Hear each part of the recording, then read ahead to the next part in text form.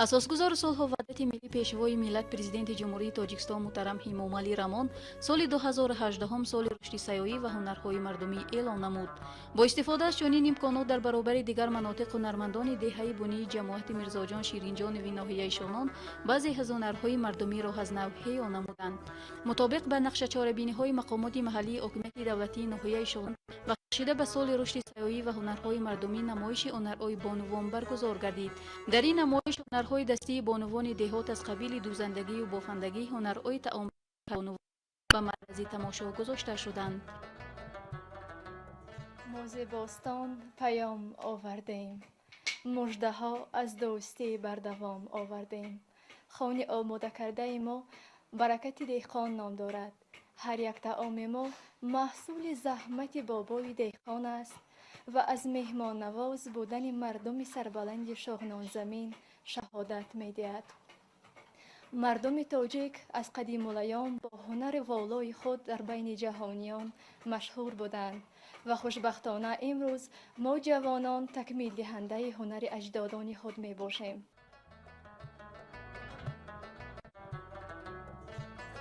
اعلان شدن سال رشد سیاحی و هنرهای مردمی در بهداشت سطح زندگی مردم و مهیا ساختن شرایط مساعد برای قبول سیاحان داخلی و خارجی زمینه می‌گذارند. امروزا پیشوای ملت پرزیدنت مملکت اساسگزار صلح و وحدت محترم امامعلی رامون سال 2018 سال رشد سیاحی و هنرهای مردمی اعلان کرده بود.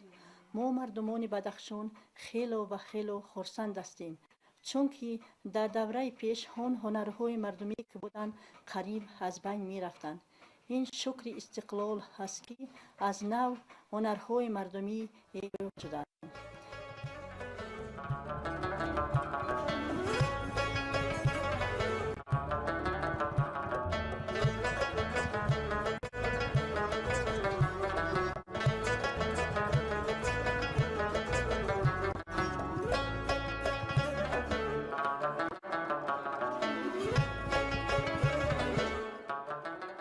آموختن کسب و هنر به نسل آینده ساز، بالا بردن احساس و احترام، رسم و آیین ملی وظیفه هر یک شخص خودآگاه و خویشتن شناس به شمار می رود. یکی از راه‌های جلب اهل هنر به احیای آیین نیاگان این معرفی نمودن هنرهای مردمی به سیاحان دانسته می شود. در همایش بانوان این دهه محصولات از موینه بز و گوسفند تیار نموده خود را به نمایش گذاشتند. من همین هنرهای قدیمه را از مادرم و بیبی‌هایم یاد گرفتم. من میخواهم همین هنرهای خیلی قدیمه رو به فرزندانم و نبیره‌هایم یاد دهم. هر یک مادر باید حق داشته باشد که برای دخترای خود و فرزندای خود همین هنرهای قدیمه را یاد دهد، برای که وقتی به شوهر رفتن در خانه شوهرش باید همه هنر رو داشته باشد.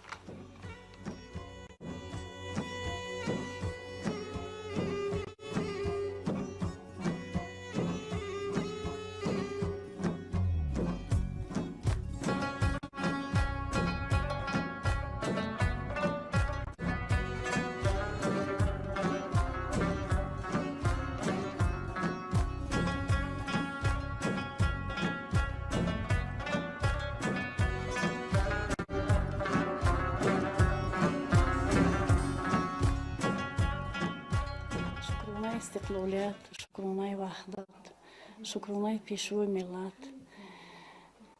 محترم جناب عالی امامعلی رحمان سال 2018 سال سیاحی، سال هنرهای مردمی اقدام کرد که ما پیش رفته ایستادیم.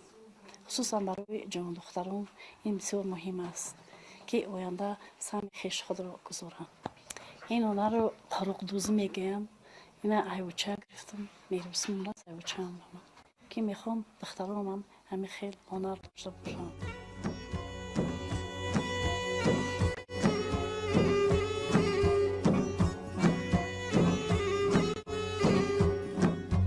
یکی از هنرهای دیگری که در دهه بونی خیلی معمول است این هنر شیرازه بافی و مربافی می باشد. بانوان چیره دستی این دهه کیا باز به این هنر والای اجدادی اما میر بسته آن را به ارگونه گلها امید دهند. توق دوزی و شیروز بافی اینم یکی از هنرهای قدیمی خلق بدخشان زمین بود. بیبیومون و شومون این هنر رو با یک شوق و هوس میدوختند. اساساً باز توقی‌های خوشروی و زیباتر برای شاهان و برای عروسان میدوختند. به من این هنر خیلی و معقول هست. با مرور زمان اون رو صیقل داده اکنون شیروزی توقی‌ها رو از مهره میدوزم. این توقیق با شیروزش که در دستم است این از ارنامند قدیمی خلق ما است.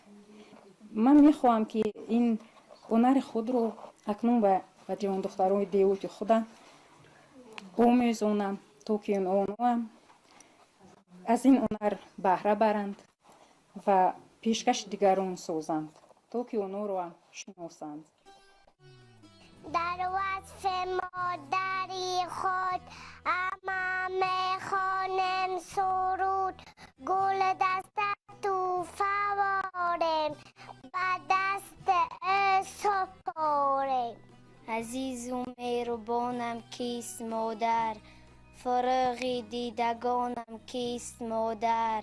زبانی مادری آموخت بر من، همیشه در زبانم کیست مادر.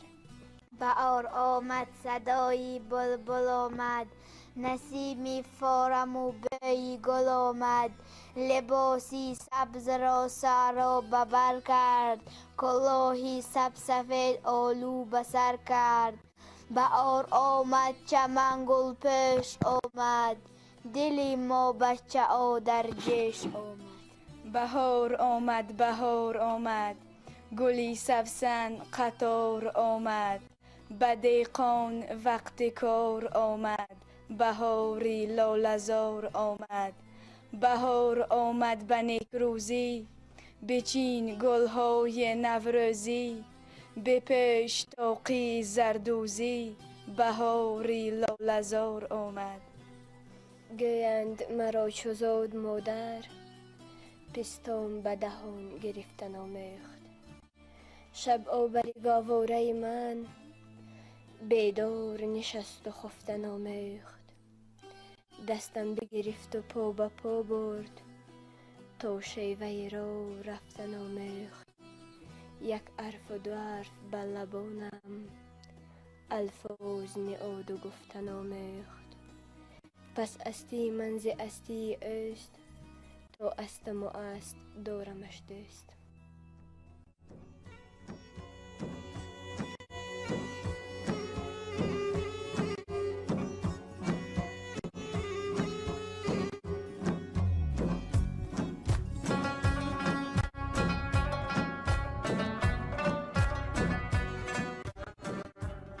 بانوان جماعت میرزاجان شیرینجان و ناحیه شغنان ولایت مختار کوهستان بدخشان در این سال سیایی و هنرهای مردمی کوشش بر آن دارند که محصولات هرچه بیشتری مربوط به هنرهای تاجایی را استحصال نموده منظور سیاحان گردانند و به همین وسیله برای در عمل تطبیق نمودن اقدامات پیشوای ملت امام علی رامون سامی بوسه گذارند.